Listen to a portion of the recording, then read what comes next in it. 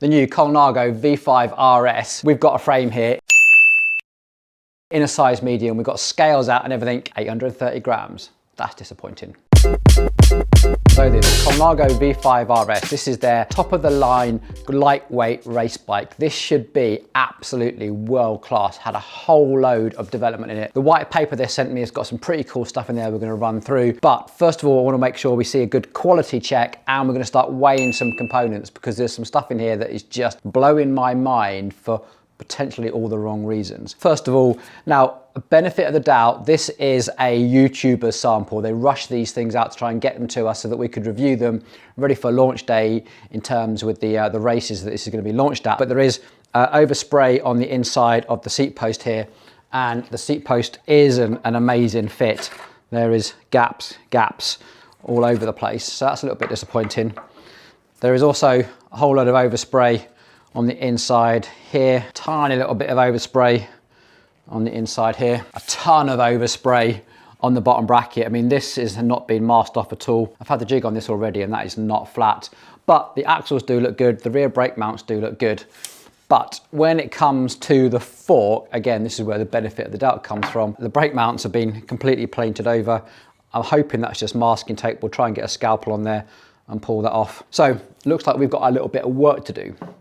But before we do that, the thing that's really blowing my mind about this is they have put a lot of engineering time and expertise into trying to get the frame and the fork as light as possible.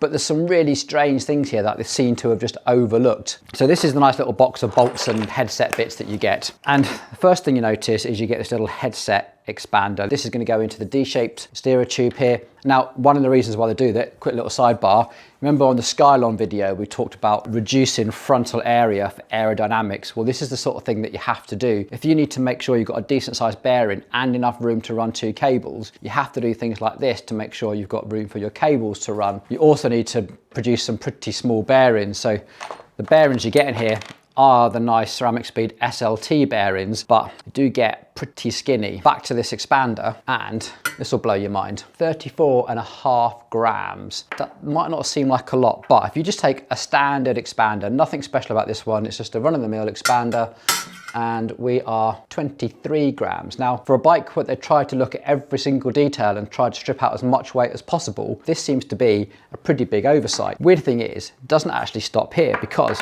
as you delve deeper into the box of tricks, first of all, you've got your through axles, 2 through axles on there, 67 grams for a couple of through axles. We don't necessarily need to go to the lightest weight carbon ones from brands like Overfast, but easily grams to be taken from the through axles. The thing that really blows my mind is the bolts that you get with the seat post. So they've just gone for a standard black bolt. This is an 18.8 steel bolt. This has been coated, and there's actually a titanium fixture on the end, 24 grams.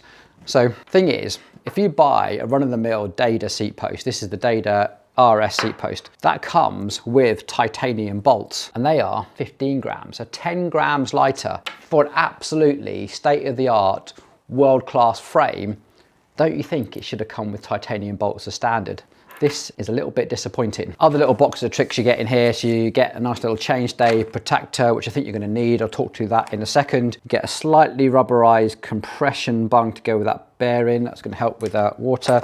You also get a little top cap, a whole bunch of spacers. Also, the seat post clamps are all aluminium. Now, we are seeing more and more brands make this with carbon. So you might have seen the Look 795, the 51 bikes, where this bottom piece at least was carbon. And again, throw that on there. That is almost 20 grams. And the carbon one is at least 10 grams lighter. So we've almost saved like 50 odd grams here just by looking at some of the details, which apparently they were already looked at. Okay, bits and pieces aside, my thinking right now is that this has been a bike that's been a little bit driven by the marketing department more than the engineering department. And there's a few other design choices they've done. One is the SRAM UDH. Now, I know loads of you in the comments are going to be like, yes, it's got a SRAM UDH, which means I can fit a T-type rear derailleur on there and it's a standard piece. But just look how bulky this is. This is almost another centimetre of width here. And if you drew a centre line down the middle of the bike, you'll probably see that this drive side chainstay has had to be moved out to compensate for that extra thickness. Now that's okay on a mountain bike. Remember, these were designed for mountain biking. They then moved into gravel, but on mountain bikes, you have a much wider bottom bracket. You have a wider Q factor to work with. On road bikes, what's happening when we see this fitted is that lots of people rub their heel on the chainstay, which now needs to come out further. I get it. I also see both sides of the argument. I'd love to see a universal mech hanger. I just don't think that the UDH is the right thing for road. The other thing is that a SRAM UDH is actually quite heavy. These are all the pieces of a SRAM UDH, and we are at 25 grams. If I compare that to here you go, I'm not even gonna take it out of the packaging, look. This is from a Time ADH. Again, could have easily saved 10 more grams just from choosing a more appropriate mech hanger. So if the goal really was to make the lightest weight possible, there's been some really interesting design decisions going on here. The other thing, which is definitely a marketing-led decision, is BSA bottom bracket. There's no reason to have a BSA bottom bracket on here. The Scott Addict has PressFit 41, which does limit your crankset choices, but really, if you're trying to build a really lightweight and stiff bike, the best bottom bracket standard to use is going to be PF 41. We're going to have to use a metal screw-in bottom bracket here. The lightest one of those is like a Dura Ace one, about 80 grams, whereas the video that we made previously about that beautiful PressFit Dura Race bottom bracket is like 50 grams. So you could easily be stripping another, what must be about 100 grams by now in terms of bolts, mech hangers, bottom brackets, etc. So could have had 100 grams of weight off this easily. We need to start doing some frame corrections because right now that bearing does not fit in there. There is so much paint. We need to get this frame sorted. We'll come back, take a look on the inside, roll montage.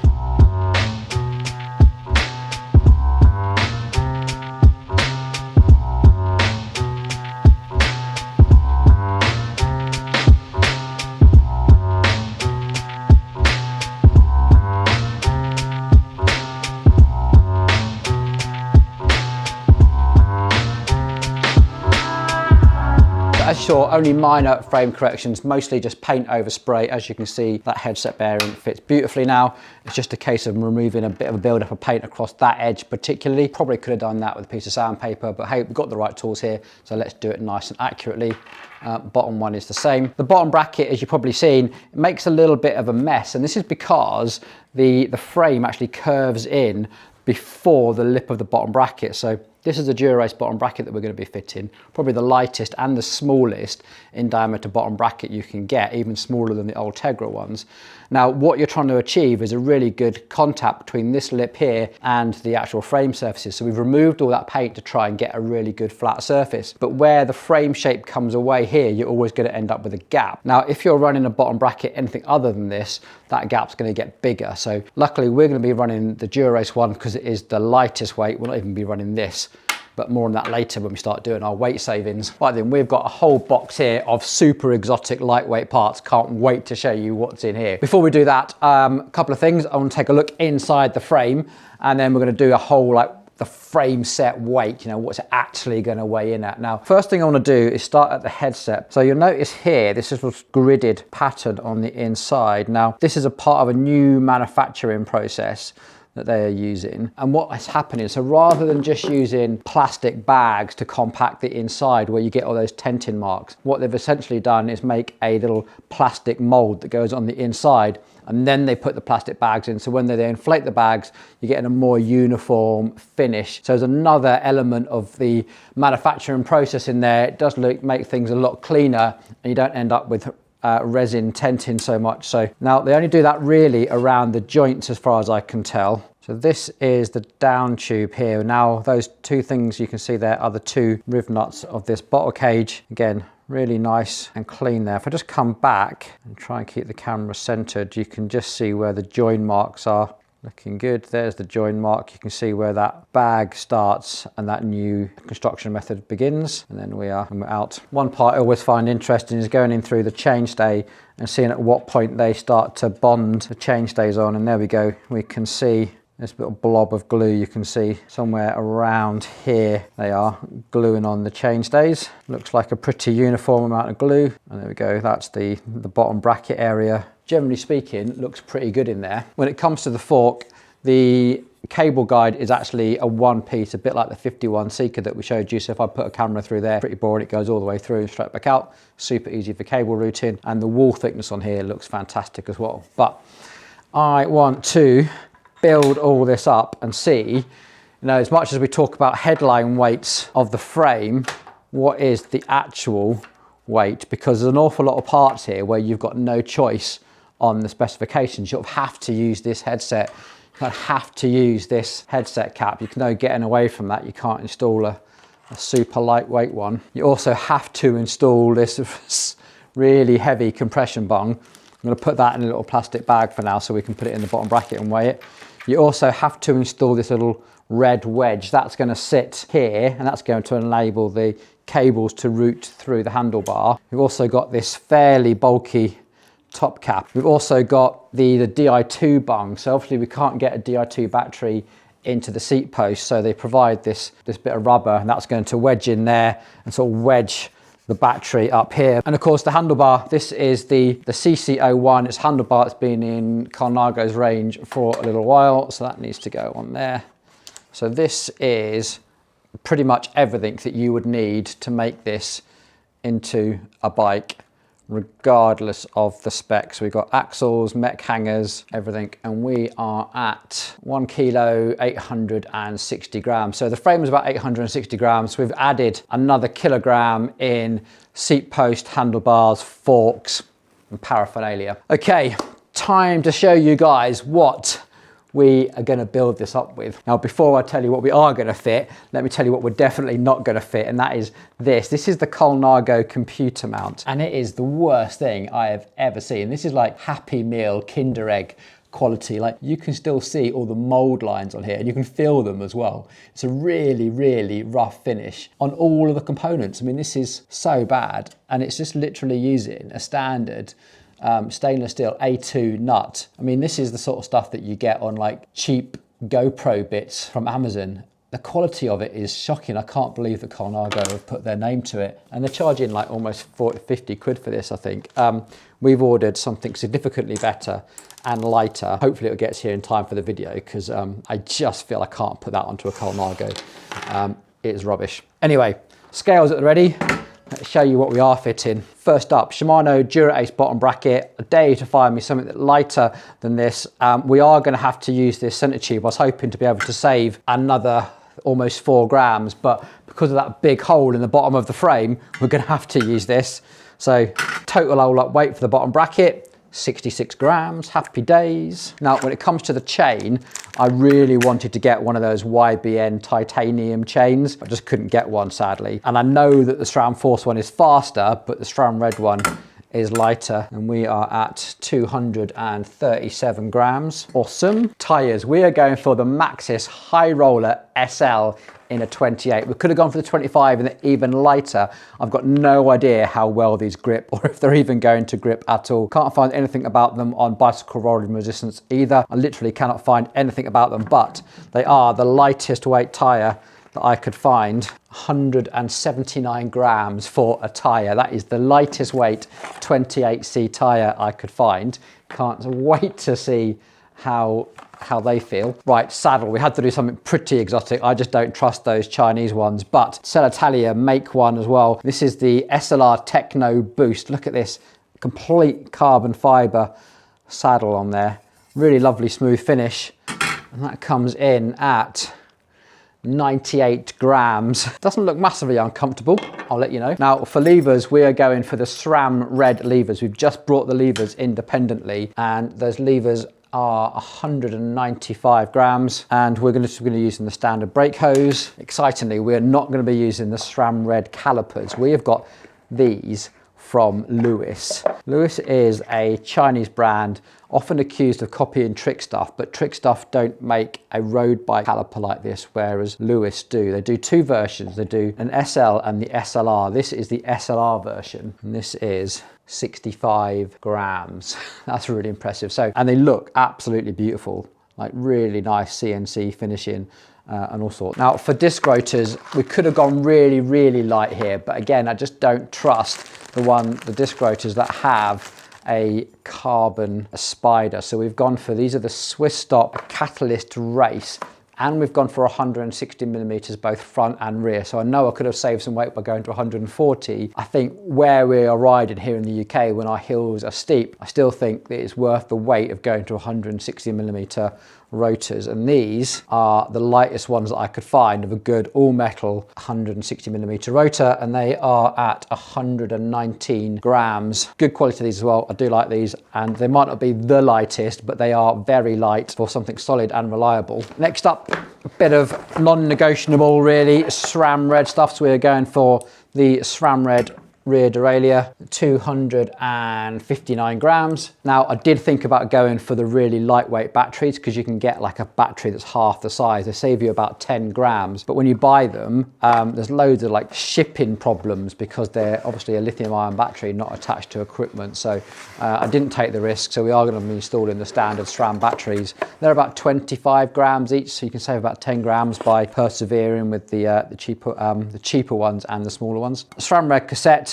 Trying to keep this lightweight, so we are trying to keep the cassette quite small. So this is only a 10 through to 30 cassette, and we are at 195 grams. And then lastly, for inner tubes, we have, these are the new Pirelli P0s. These are the Smart Tube Evo.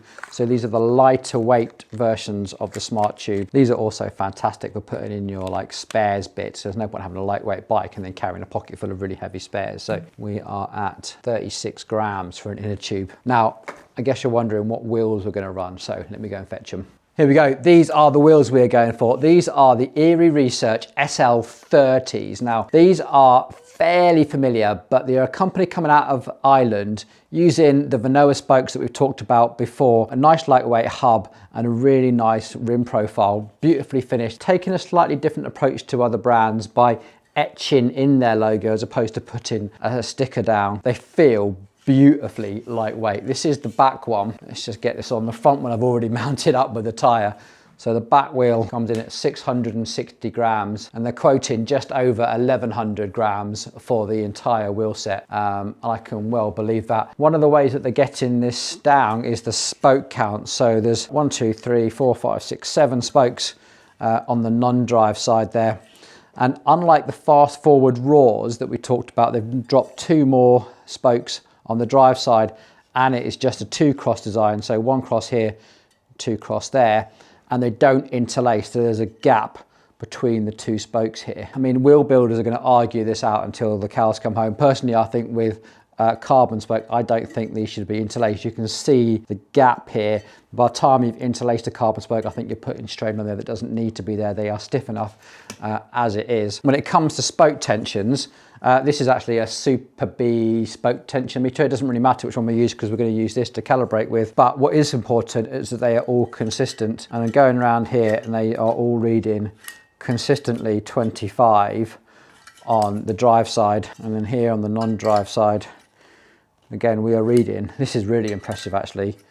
That's 25. That's very impressive. We are getting equal tension on the drive side and non-drive side of a rear wheel. I mean, look at the size of that dish. That is, that's really impressive.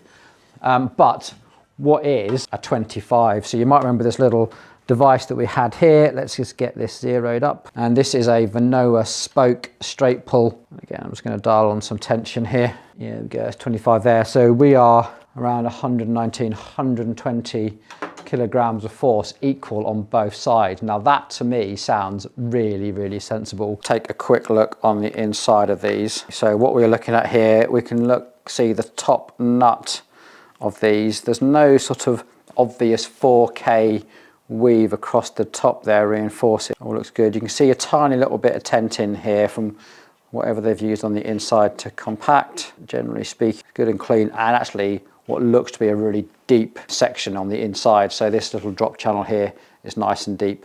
I certainly had no problems mounting up a tyre on this at all. So yeah, looking nice. Now the front one, I've already mounted up with a disc rotor. I've just been playing. I wanted to see what the tyre was going to look like, all mounted up. Looks great actually with the 28mm on there. The other reason I've done this is because I want to see what sort of tension it loses when you put a tyre on. So we are probably reading 24s on this. It's not to say that the front wheel and the back wheel should be the same, but again, actually, we are reading very consistent spoke tensions from the drive side to the non-drive side. I think most wheel builders will appreciate that. That's actually really, really nice. Anyway, front wheel with Pirelli Smart Tube, the Maxxis High Roller, the Swiss Stop Catalyst Race rotor, and a Hope aluminium lock ring on there. I mean, this feels so light in your hand, it's absolutely insane. 890 grams, cool, right, I'm excited. I want to get all this onto the bike and see what the whole bike comes out with. So let's get building. Well, we got this far and I've had a couple of delays to the project, mostly on the whole crankset situation. Now, I had actually ordered these from Panda Podium, thought I'd give them a go. I went onto the website, made sure that they were in stock, emailed them, said this is for a super short deadline, what can you do? Anyway, tracking numbers just showed that they were in China. I panicked.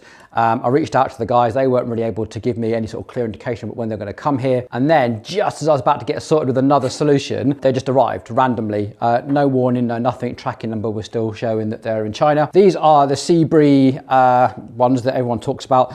They're probably the best solution for a lightweight crankset with a 24mm axle. I sort of say that as a real caveat. I mean, they're nice, but I was probably a little bit disappointed. What I thought was a carbon chainring is actually just a carbon sticker over an aluminium chainring here. It seems okay. It's nothing particularly special, but they aren't particularly high priced either. And these come in at 576 grams. So, okay, you know, not massively lightweight. The alternative that I had lined up is actually a set of SRAM red cranks. These are the old ones, and actually a SRAM Force chainring. Now this chainring is actually the 4633. We'll talk about that in a second, and that comes in at 564. So hardly anything in it for all the hassle. However, this uses the SRAM dub system, which means that we then have to have a slightly heavier bottom bracket because the bearings are going to sit externally. And it's probably not as good a solution overall as a 24mm and a BSA. So in terms of bottom bracket durability and weight, this is probably still the better option, but there's really not much in it for the weight, for all the sort of cost and shipping and China-ism about it all. But a couple of other things have happened as well. So Colnago have actually finally sent through the manual. Good to know that I did actually get the whole handlebar set up right. I sort of guesstimated all of that. The only thing I've really learned from this is this big hole here is actually to help you thread the Di2 battery through. So it makes perfect sense. So the idea is you're going to wedge this in here, thread the Di2 battery in, wedge it all in there, and that is where you pull the Di2 battery out. That's going to be pretty ambitious if you are fitting Di2. The other thing is that there is designed to be a bung in there as well, part N22 I think it is, but that's just missing from our kit. I hope they get that sorted before they start shipping. And the other thing is that I just couldn't cope with a premium bike like this having natty hardware. I went on to Gorilla Brakes, who are also part of Thai Bike, who do titanium hardware, brought the equivalent titanium hardware, and that is 9.45 grams. So not all about the weight, but it's also about the durability. These don't rust, etc. And if you've been watching our videos about the 51 bikes and the Look 795, etc., titanium hardware is pretty much standard on bikes of that premium. So disappointing that Colnago have overlooked that. Time for a build montage.